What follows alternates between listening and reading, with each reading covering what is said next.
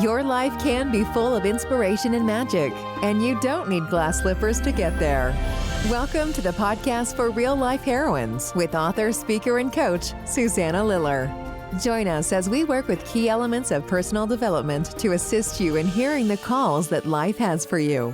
Be inspired, be empowered, and be encouraged. Let's start today's episode with your host, Susanna Liller.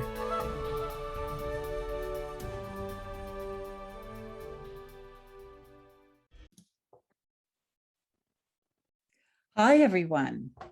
I'd like to welcome you to the podcast for Real Life Heroines, where I get to interview real life heroines and heroes about how they answered a call to do something bigger or more meaningful with their lives, which evolved them into their more authentic selves, doing and being more and more what's in sync with who they really are. That's the heroines and heroes' journey, answering a call, leaving your comfort zone, and going on an adventure to transform yourself and the world. Now, let's keep talking about the framework of the journey, the pattern of the journey, what the steps or milestones are. These episodes from me, without a guest, are to give you an understanding of this ancient journey archetype that's been in our stories for thousands of years. The episodes with a real life heroine or hero guest are interviews that share their story of how they responded to a call and how it changed their life. I want you to see that this is possible for you too, and that you've most likely already done it.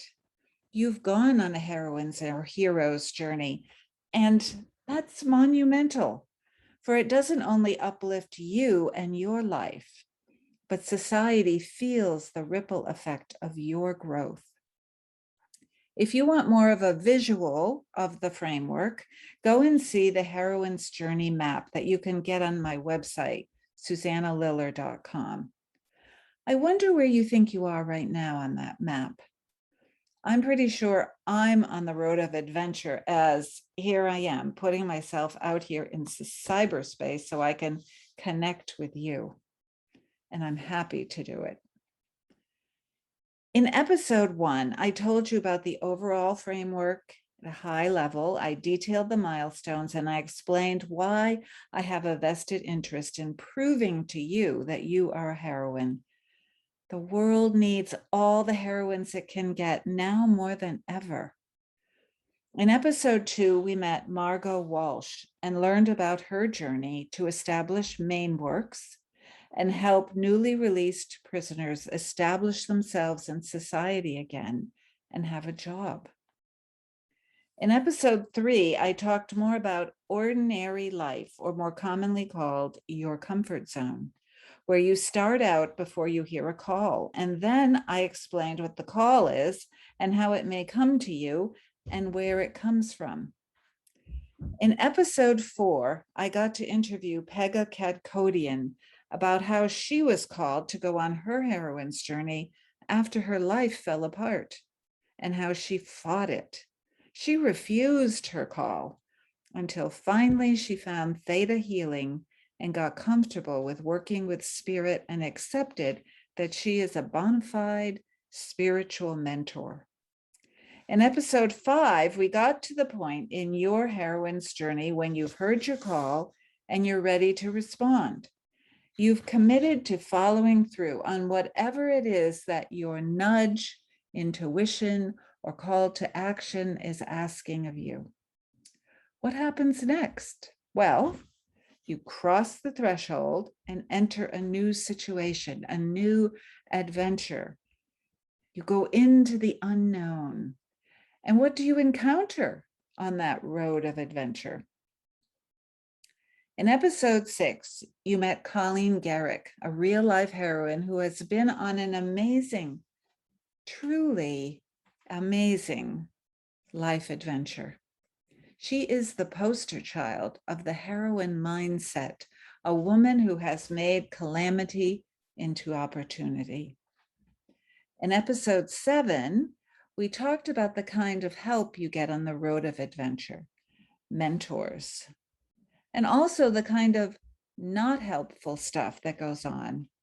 What and who we call your threshold guardians, who do their best inside your head and even the people around you to discourage you and dissuade you from what you want to do. In episode 8, you met Rain Thomas. Rain talks about always reinventing herself and always being in what she calls survivor mode since childhood. Rain is a pro at making lemons into lemonade. And here we are now in episode 9, the second to last episode of this first season of this podcast. And you'll meet one more real life heroine in episode 10, the amazing heroine, Catherine Ann Wilson. But now I want to finish up my explanation of the heroine's journey with you up through this part of being on the road of adventure. We'll learn more about it, what you meet on the road, in season 2. So, where are we now on the map? And just to clarify again, these milestones aren't always sequential. It's just helpful to lay them out that way to you. And let's keep in mind, we enter onto the journey many times in our life.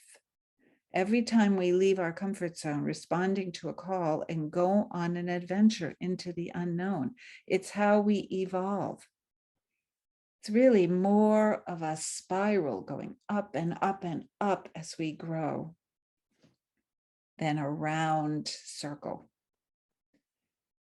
So what we're going to talk about is your ruby slippers, following your bliss, belly of the whale. So let's get to it. So my heroines, you're on the journey. You've left your ordinary life for whatever reason, the internal or external call. You've crossed the threshold. You've dealt with the threshold guardians, met the mentor, maybe many mentors, and appreciated their encouragement. You know that you are not alone, even though you can often feel like you're alone on the journey. And now as you're in your adventure, meeting whatever comes along, you may come to a crossroads. There are many on the journey, as well as many dead ends and wrong turns. Sometimes we refer to the ups and downs of the journey as the belly of the whale. You might know that old story, Jonah and the whale, how he was swallowed by a whale. He was getting a call and he was refusing it. And as they say, he was sent a whale to swallow him up so he would answer his call. So these are those times, the belly of the whale times, during the journey when we feel like we've been swallowed up into the unknown and into the unpredictable. It can be times when it feels like the rug is pulled out right from under our feet, that we're turned upside down. It can even appear that we have died to what we were before. But these are necessary times in our development. Through our passage in the belly, we are transformed and reborn. We can't keep seeing ourselves the way we were before. The belly represents that dark place where things, food, are processed, digested, in order for them to be transformed into energy for the body. Your life needs to be digested and transformed. The belly of the whale, another name for it, Joseph Campbell called it the womb of the world. So it's a place where you can go to be reborn into the next iteration of your greatness. We have to enter this place of disruption, the ups and downs and challenges, in order to be born anew. the belly of the whale. Now, a bit about navigating while on the road of adventure. There are several possibilities for where you could go. Many options. How to choose. How to know what's the best way forward. All right, let's stop here for a moment. Take off your knapsack and sit down on a nearby rock. Let's talk about this. You're at a decision point and you're wondering, now what? I've done this. I've accepted my call. I'm out here. What's the next step? Well, one way you could proceed is by following your bliss. Joseph Campbell talked a lot about this. He was interviewed by Bill Moyers for the PBS documentary, The Power of Myth, and he offered this following your bliss idea as one way to find your way on the road of life. He said, the way to find out about your happiness is to keep your mind on those moments when you really are happy. Not excited, not just thrilled, but deeply happy. This requires a little bit of self-analysis. What is it that makes you happy? Stay with it, no matter what people tell you. This is what I call following your bliss, said Campbell. And then he went on to say, if you do follow your bliss, you find yourself, you put yourself on a kind of track that has been there all the while, waiting for you. And the life that you ought to be living, you find is the one you are living. Wherever you are, if you are following your bliss, you are enjoying that refreshment, that life within you all the time. When you can see that, you begin to meet people who are in the field of your bliss, and they open doors for you. I say, says Campbell, follow your bliss and don't be afraid, and doors will open where you didn't even know they were going to be. I happen to agree with Campbell. I also have something else that I offer to people. I tell them that there is something within them, a part of themselves that knows where to go next. I tell them that deep within you, and now I'm telling you, deep within you, you have a knowing, an inner compass that knows exactly which road is best for you. Likely it's been covered over with shoulds and shouldn'ts and others' expectations and a general lack of faith and trust in yourself. So that part of you might be saying, if she doesn't ever consult me or listen to me, then why give her my suggestions? Maybe you call this your intuition or your right brain knowing or inner wisdom. Whatever you call it, it's there and it can help you. And rest assured, it won't suggest a route that is a should or a route that others think is best for you. It will be a route that makes your heart sing. It'll be the route that's just right for you and what you need in your life, in your growth and development. It may send you on a non-linear track, but it is cleared, very clear on the desired outcome for you. There are many ways to connect with and consult with this inner knowing. I use the device of a circle and have written about it in my book, Circle Power. In the book, I explain that the heroine has an inner power source available to her at all times. And it's represented by a circle. It's her connection to what I call something greater.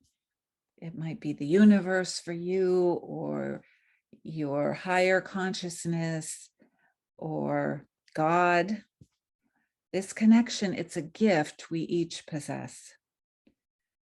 Dorothy in the Wizard of Oz, her ruby slippers were a symbol of this spiritual power.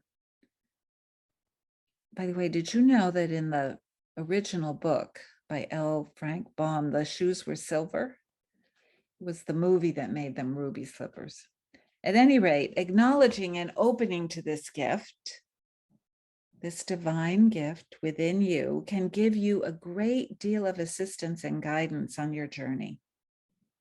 There's magic available to you, like the shoes Dorothy always had on her feet, which eventually got her to where she needed to go, back home. So use it. It will work with you like a partner. And of course, we tend to block the flow of this gift, consciously and unconsciously. So it helps us to understand, well, how do we block it and with what? So learn to pay attention to how you're thinking. Observe your thoughts. Are they what you want to put into your sacred circle, your connection with the divine? You can choose your thoughts, choose what you want to go in there. Any meditative process helps you gain awareness of those thoughts. Another thing, clearing the clutter inside and out makes a difference. So what do you really need? And all that other stuff that you don't, maybe it's time to clear it out. Disengaging from negativity, the negativity that might be around you, also helps to clear your circle. Address each piece of baggage that blocks your circle. Do I want this? Is it helping me? You can even write to it. Refuse to give it any more energy. Often it will simply let go of you if you don't feed it. It's important, really important, that we avail ourselves of our divine connection to help us, which in turn helps others. Some ways to do this: practicing gratitude, learn tools that help you focus your intentions. And in my book, I explain, and in my course, I explain how to use this circle metaphor to focus on what you want, and seek out others who are working on letting their light shine. So I'm wondering what's in your circle and what you fill your consciousness with. Be aware of what you're putting in there. There's a fabulous quote by Martha Graham, the dancer, and it's really all about the same thing. She says, quote, "There is a vitality, a life force, an energy, a quickening that is translated through you into action. And because there is only one of you in all of time, this expression is unique. And if you block it, it will never exist through any other medium and be lost. The world will not have it. It is not your business to determine how good it is, nor how it compares with other expressions. It is your business to keep it yours clearly and directly, to keep the channel, your channel, open." That's the circle. Your job is to keep it open. This, I believe, is what being in the present moment is all about: being clear and open to the flow. Well, we've come to the end of this episode. Thank you for joining me. Please stay tuned for our next season, which will start next year. But we have one more that I get to interview a real life heroine, as I've said, Catherine Ann Wilson.